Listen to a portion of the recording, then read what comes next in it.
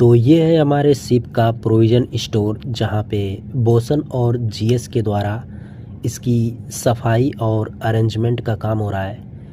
Vacuum cleaner से जिंदा या मुर्दा कॉकरोच और कचरा सब कलेक्ट कर लिया जा रहा है, और ये सब कलेक्ट करने के बाद जीएस के द्वारा मोपिंग का काम हो रहा है।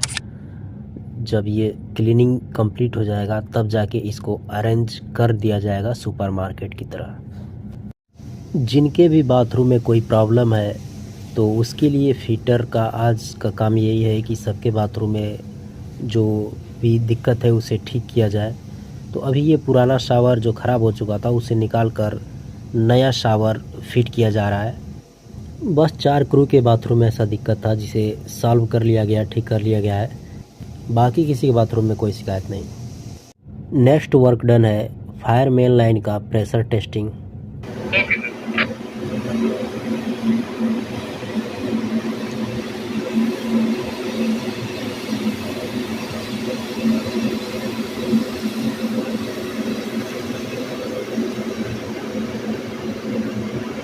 Now jet